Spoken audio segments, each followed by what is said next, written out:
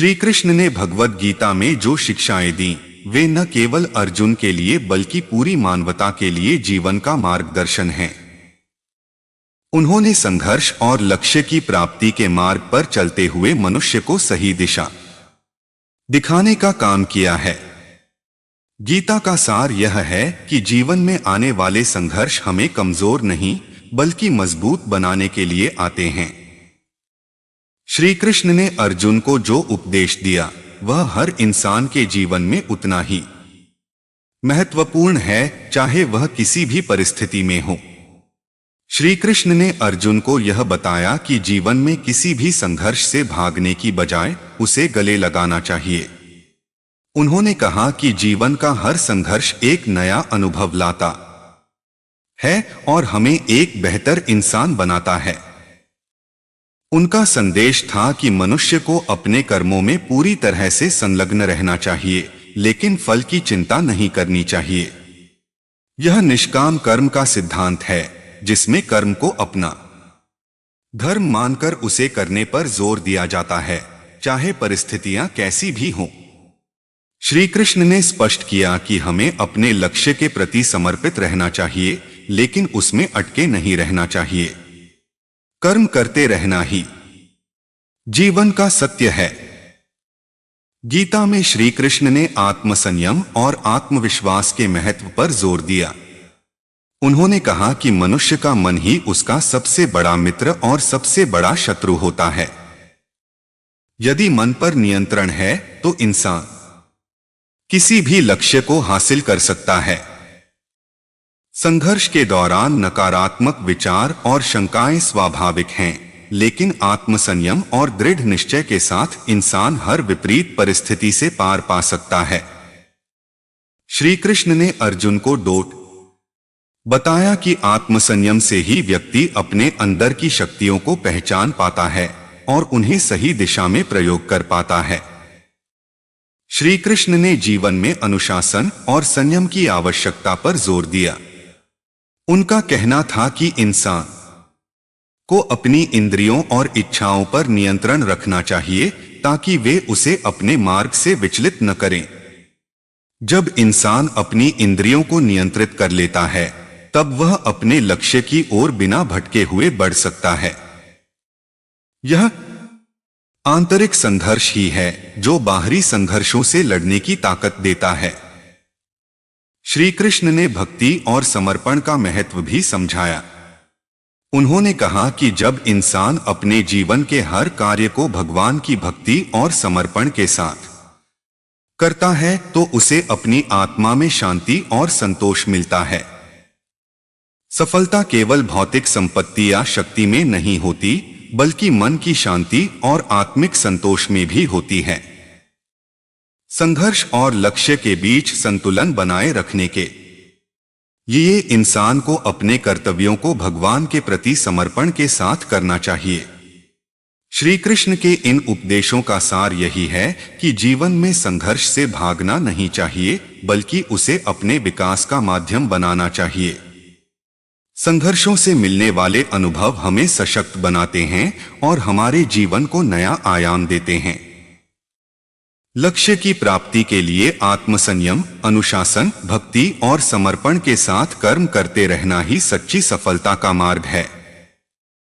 भगवद गीता में श्री कृष्ण ने अर्जुन को कई महत्वपूर्ण उपदेश दिए हैं जो जीवन के हर क्षेत्र में मार्गदर्शन करने वाले हैं। यहाँ गीता के कुछ प्रमुख उपदेशों का सार दिया गया है। कर्मयोग, निष्काम कर्म का सिद्धांत। श्री कृष्ण ने कर्म को जीवन का मुख्य आधार बताया है। उन्होंने कहा कि व्यक्ति को अपने कर्तव्यों का पालन बिना किसी स्वार्थ या फल की चिंता के करना चाहिए। कर्म करना हमारा अधिकार है, लेकिन उसके परिणाम पर हमारा अधिकार नहीं। यही निष्काम कर्मयोग है। श्लोक कर्मण्येवाधिकारस्ते मा फलेषु कदाचन। अध्याय 2 श्लोक 47। स्वधर्म का पालन। श्री कृष्ण ने अर्जुन को अपने धर्म कर्तव्य का पालन करने के लिए प्रेरित किया। उन्होंने कहा कि अपने धर्म का पालन करना, चाहे वह कितना भी कठिन क्यों न हो, दूसरे के धर्म को अपनाने से बेहतर है। श्लोकस्वधर्मे निधन श्रेयः परधर्मो भयावहः। अध्याय 3 श्लोक 35 आत्मा अमर है। श्री कृष्ण ने बताया कि शरीर नाशवान है लेकिन आत्मा अजरमर है। मृत्यु केवल शरीर का अंत है, आत्मा का नहीं। आत्मा जन्म और मृत्यु से परे है। श्लोक वासांसी जीर्णानि यथा विहाय नवानि गृह्णाति नरो प्राणी। अध्याय 2 श्लोक 22 समानता का सिद्धांत। गीता में श्री कृष्ण ने सिखाया कि सुख दुख, हानि लाभ, जय पराजय जैसी द्वंद्वात्मक स्थितियों में समानता का भाव रखना चाहिए। इनसे ऊपर उठकर अपने कर्म करने चाहिए। श्लोक समः शत्रौ च मित्रे च तथा मानापमान्योः। अध्याय 6 श्लोक 9 ज्ञान योग। श्री कृष्ण ने ज्ञान को मुक्ति का मार्ग बताया है। उन्होंने कहा कि जब व्यक्ति आत्मज्ञान प्राप्त कर लेता है तब वह मोह और अज्ञानता के बंधनों से मुक्त हो जाता है। श्लोक ज्ञानाग्नि सर्वकर्माणि भस्मसात् कुरुते तथा। अध्याय 4 श्लोक 37 भक्ति योग। भक्ति योग में श्री कृष्ण ने कहा कि यदि व्यक्ति अपने सारे कार्य भगवान को समर्पित कर देता है और पूरी निष्ठा के साथ उनकी भक्ति करता है तो उसे मोक्ष की प्राप्ति होती है। भक्ति में न तो जाति, न धर्म, न ही किसी अन्य भौतिक पहलू का महत्व होता है। श्लोक मन्मना भव मद्भक्तो मद्याजी मां नमस्कुरु। अध्याय 9 श्लोक 34 माया का सिद्धांत। श्री कृष्ण ने माया भ्रम को जीवन के दुखों का कारण बताया। उन्होंने कहा कि यह संसार माया के जाल से भरा हुआ है और इससे मुक्त होने के लिए आत्मज्ञान आवश्यक है। श्लोक दैवी हेषा गुणमयी मम माया दुरत्यया। अध्याय 7 श्लोक 14 संकल्प और त्याग। श्री कृष्ण ने बताया कि किसी भी कार्य को करने के लिए संकल्प का होना जरूरी है, लेकिन उसे फल की आसक्ति से मुक्त होकर त्याग भाव से करना चाहिए। त्याग के बिना शुद्ध कर्म नहीं हो सकते। श्लोक त्यागात् शान्तिरनन्तरम्। अध्याय 12 श्लोक 12 योग। श्री कृष्ण ने योग को जीवन का महत्वपूर्ण अंग बताया, जिसके द्वारा व्यक्ति अपनी इंद्रियों और मन पर नियंत्रण पा सकता है। योग से आत्मा की शुद्धि होती है और व्यक्ति अपने सच्चे स्वरूप को पहचान सकता है। श्लोक योगस्थः कुरु कर्माणि संगं त्यक्त्वा। धनंजय। अध्याय 2 श्लोक 48 सतत अभ्यास का महत्व। गीता में श्री कृष्ण ने सतत अभ्यास और धैर्य को जीवन में सफलता का प्रमुख कारण बताया। किसी भी लक्ष्य की प्राप्ति के लिए निरंतर अभ्यास जरूरी है। श्लोक अभ्यासेन तु कौन्तेय वैराग्येन च गृह्यते। अध्याय 6 श्लोक 35 इन उपदेशों के माध्यम से श्री कृष्ण ने अर्जुन को जीवन के हर पहलू पर विचार करने का मार्ग दिखाया। ये शिक्षाएं आज भी उतनी ही प्रासंगिक हैं और जीवन को सही दिशा देने के लिए मार्गदर्शक सिद्ध होती हैं। भगवद गीता में श्री कृष्ण ने 4 प्रमुख योगों का वर्णन किया है जो मनुष्य को आत्म साक्षात्कार की ओर ले जाते हैं। ये योग जीवन के विभिन्न मार्गों का प्रतिनिधित्व करते हैं और प्रत्येक व्यक्ति अपनी प्रवृत्ति और स्वभाव के अनुसार इन मार्गों का अनुसरण कर सकता है। गीता में वर्णित योगों में कर्मयोग, ज्ञान योग, भक्ति योग और राजयोग, ध्यान योग शामिल हैं। कर्मयोग योग का मार्ग। परिभाषा। कर्मयोग का अर्थ है कर्म या कार्य के माध्यम से योग। इसमें व्यक्ति को बिना किसी फल की इच्छा के अपना कर्तव्य करना सिखाया जाता है। सार। श्री कृष्ण ने कर्मयोग का उपदेश देते हुए कहा कि कर्म करना मनुष्य का धर्म है, लेकिन कर्म के फल की चिंता नहीं करनी चाहिए। निष्काम भाव से कर्म करते हुए जीवन यापन करना ही कर्मयोग है। उदाहरण अर्जुन को यह शिक्षा दी गई कि वह अपने धर्म और कर्तव्यों का पालन करे बिना परिणाम की चिंता किए। इस प्रकार वह निष्काम कर्मयोग का पालन कर सकता है। श्लोक कर्मण्येवाधिकारस्ते मा फलेषु कदाचन। अध्याय 2 श्लोक 47 ज्ञान योग ज्ञान का मार्ग। परिभाषा। ज्ञान योग का अर्थ है ज्ञान या बुद्धि के माध्यम से योग। इसमें आत्मज्ञान और आत्मबोध के माध्यम से सत्य की प्राप्ति का मार्ग दिखाया गया है। सार। श्री कृष्ण ने ज्ञान योग के माध्यम से बताया कि आत्मा अविनाशी है और शरीर नश्वर। आत्मज्ञान से व्यक्ति मोह और अज्ञानता से मुक्त हो सकता है। ज्ञान योग में आत्मा का सत्य स्वरूप और ब्रह्मा को समझने पर बल दिया गया है। उदाहरण। अर्जुन को आत्मा और शरीर के भेद को समझाकर श्री कृष्ण ने ज्ञान योग का महत्व समझाया। यह योग व्यक्ति को अज्ञान के अंधकार से ज्ञान के प्रकाश की ओर ले जाता है। श्लोक। न ही ज्ञानेन सदृशं पवित्रमेव विद्यते। अध्याय 4 श्लोक 38। भक्ति योग भक्ति का मार्ग। परिभाषा। भक्ति योग का अर्थ है भक्ति या समर्पण के माध्यम से योग। इसमें भगवान के प्रति पूर्ण समर्पण और प्रेम के माध्यम से मुक्ति प्राप्ति का मार्ग बताया गया है।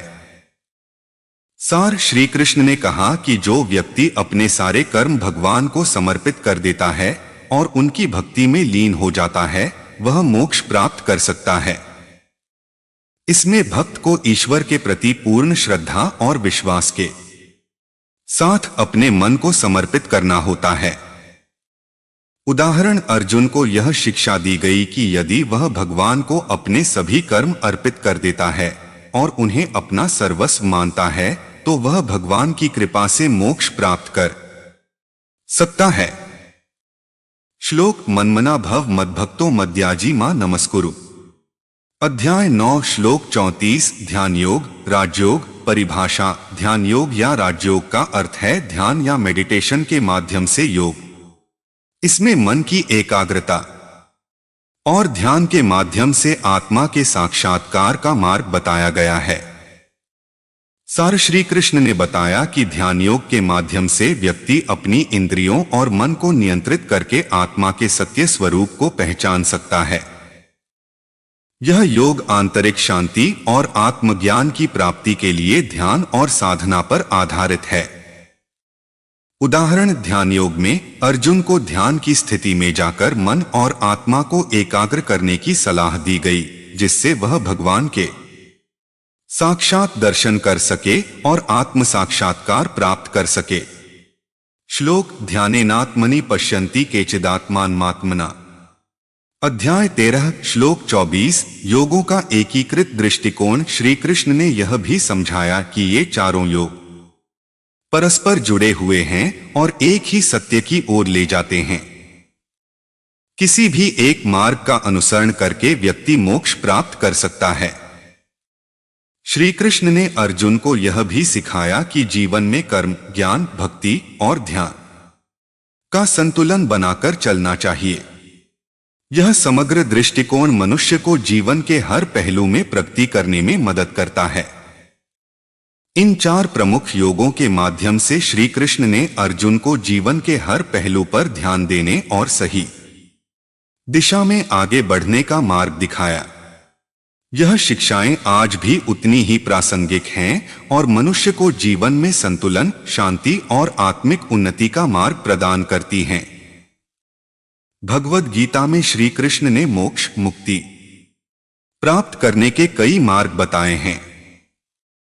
मोक्ष का अर्थ है जन्म और मृत्यु के चक्र से मुक्ति और परमात्मा के साथ एकाकार होना। मोक्ष प्राप्ति के लिए गीता में प्रमुख रूप से 4 मार्गों का वर्णन किया गया है। कर्मयोग ज्ञान योग भक्ति योग और ध्यान योग। श्री कृष्ण के अनुसार इन मार्गों में से किसी भी एक का अनुसरण करके व्यक्ति मोक्ष प्राप्त कर सकता है बशर्ते वह निस्वार्थ भाव से ईश्वर को समर्पित हो जाए। आइए देखें कि गीता में मोक्ष प्राप्ति के लिए क्या उपाय बताए गए हैं। कर्मयोग निष्काम कर्म द्वारा मोक्ष सिद्धांत। कर्मयोग का अर्थ है कर्म करते हुए मोक्ष प्राप्त करना। श्री कृष्ण ने अर्जुन को सिखाया कि मनुष्य को अपने कर्तव्यों का पालन निष्काम भाव से करना चाहिए।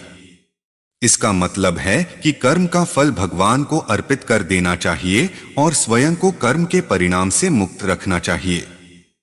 मोक्ष का मार्ग। जब व्यक्ति अपने कर्मों का फल भगवान को समर्पित कर देता है और स्वयं को कर्म बंधन से मुक्त कर लेता है तो वह मोक्ष की ओर अग्रसर होता है। निष्काम कर्म के माध्यम से व्यक्ति अहंकार, लालच और आसक्ति से मुक्त हो जाता है। श्लोक तस्मात् सर्वेषु कालेषु मामनुस्मर युध्यच। अध्याय 8 श्लोक 7 ज्ञान योग। आत्मज्ञान द्वारा मोक्ष। सिद्धांत ज्ञान योग का अर्थ है ज्ञान और विवेक द्वारा मोक्ष प्राप्त करना। श्री कृष्ण ने कहा कि आत्मा अविनाशी है और शरीर नश्वर। जब व्यक्ति आत्मा और परमात्मा के वास्तविक स्वरूप का ज्ञान प्राप्त कर लेता है तब वह जन्म मृत्यु के बंधनों से मुक्त हो सकता है। मोक्ष का मार्ग। ज्ञान योग के माध्यम से आत्मज्ञान प्राप्त कर व्यक्ति मोह और अज्ञानता से मुक्त होता है।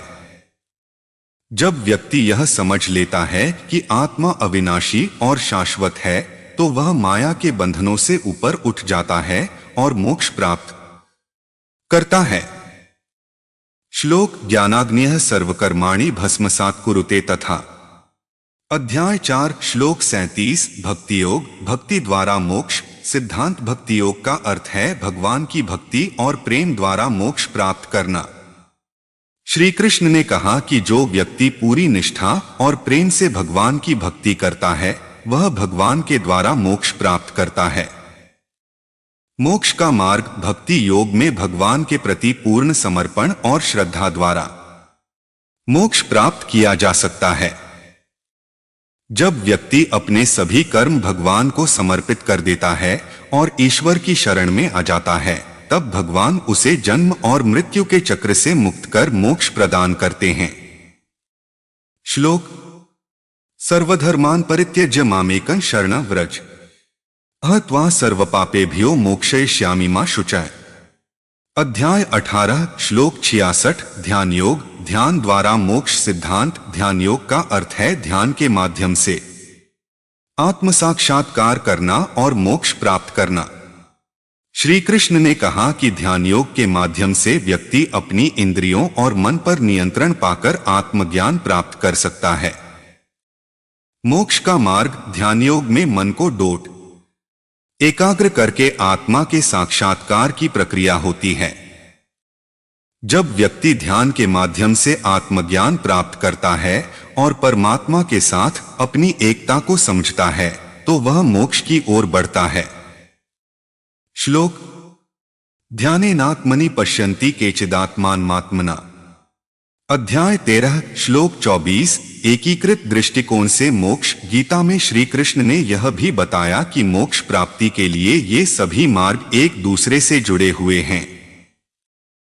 व्यक्ति कर्मयोग, ज्ञान योग, भक्ति योग और ध्यान योग में से किसी एक का चयन कर सकता है या इन सबका संयोजन करके मोक्ष की दिशा में अग्रसर हो सकता है। श्री कृष्ण का यह भी कहना है कि भगवान की शरण में जाकर उनके प्रति पूर्ण समर्पण और विश्वास के साथ कोई भी व्यक्ति मोक्ष प्राप्त कर सकता है। मोक्ष प्राप्ति का सार। भगवद गीता में मोक्ष का प्रमुख सार यह है कि मनुष्य को अपने अहंकार, माया और आसक्तियों से मुक्त होकर अपने सच्चे स्वरूप को पहचानना चाहिए। भगवान के प्रति समर्पण, निःस्वार्थ कर्म, आत्मज्ञान, भक्ति और ध्यान के माध्यम से मोक्ष की प्राप्ति संभव है। श्री कृष्ण ने यह स्पष्ट किया कि जो व्यक्ति अपने मन, इंद्रियों और भावनाओं पर नियंत्रण प्राप्त कर लेता है और भगवान की शरण में आ जाता है वही मोक्ष प्राप्त करता है। इस प्रकार गीता के अनुसार मोक्ष प्राप्ति का मार्ग आत्मज्ञान, निष्काम कर्म, ईश्वर भक्ति और ध्यान के माध्यम से संभव है। मोक्ष जीवन के बंधनों से मुक्ति और आत्मा का परमात्मा से मिलन है जिसे सही साधना, ज्ञान और समर्पण से प्राप्त किया जा सकता है। 20,000 शब्दों का मोटिवेशनल स्पीच यहां चैट में उपलब्ध कराना व्यावहारिक नहीं है, लेकिन मैं आपको एक विस्तृत मोटिवेशनल स्पीच का सार दे सकता हूं जो श्री कृष्ण के उपदेशों पर आधारित हो। आप इसे विस्तारित कर सकते हैं या अधिक गहराई में जाने के लिए मुझसे विशेष पहलुओं पर और जानकारी मांग सकते हैं। चलिए सफलता प्राप्त करने के विषय पर श्री कृष्ण के उपदेशों का एक व्यापक सारांश तैयार करते हैं। श्री कृष्ण द्वारा सफलता पर मोटिवेशनल स्पीच। सफलता वह है जिसे हर व्यक्ति अपने जीवन में प्राप्त करना चाहता है, लेकिन इसके लिए सिर्फ बाहरी परिश्रम ही नहीं बल्कि आंतरिक शांति और संतुलन की भी आवश्यकता होती है। भगवद गीता में श्री कृष्ण ने सफलता प्राप्त करने के कई मार्ग दिखाए हैं जो आज के युग में भी प्रासंगिक हैं। धर्म के प्रति निष्ठा। श्री कृष्ण कहते हैं, अपने धर्म और कर्तव्यों के प्रति सच्चाई और निष्ठा से जुड़ना सफलता की पहली सीढ़ी है। जो व्यक्ति अपने कर्मों को धर्म के साथ जोड़ता है उसे निश्चय ही सफलता मिलती है। सफलता प्राप्त करने के लिए यह आवश्यक है कि हम अपने जीवन के उद्देश्य को समझें और उसके प्रति ईमानदारी से कार्य करें। बिना किसी लालच या फल की इच्छा के काम करना ही सच्ची सफलता की ओर ले जाता है। निष्काम कर्म करते रहो, फल की चिंता मत करो, यह गीता का सबसे महत्वपूर्ण संदेश है। श्री कृष्ण के अनुसार हमें अपने कर्मों का फल भगवान को अर्पित कर देना चाहिए और परिणाम के बारे में सोचने की बजाय अपने कर्तव्यों पर ध्यान केंद्रित करना चाहिए। सफलता उन लोगों को मिलती है जो परिणाम की चिंता किए बिना अपने कार्य में पूरी निष्ठा और समर्पण के साथ लगे रहते हैं। मन की स्थिरता और ध्यान। श्री कृष्ण ने अर्जुन को मन की स्थिरता का महत्व बताया। जो व्यक्ति अपने मन को नियंत्रित करता है वह अपने जीवन में सफलता की राह में आने वाली हर चुनौती का सामना कर सकता है। ध्यान और एकाग्रता के माध्यम से मन को स्थिर करके हम अपने लक्ष्य की ओर बिना विचलित हुए बढ़ सकते हैं। ध्यान के माध्यम से हमें आत्मबल मिलता है जो हमें जीवन की कठिनाइयों को सहन करने की क्षमता प्रदान करता है। सामंजस्य और संतुलन। जीवन में संतुलन का होना अत्यंत आवश्यक है। श्री कृष्ण कहते हैं, अत्यधिक खाना या न खाना, अत्यधिक सोना या न सोना, इन सब का त्याग करके संतुलन बनाना चाहिए।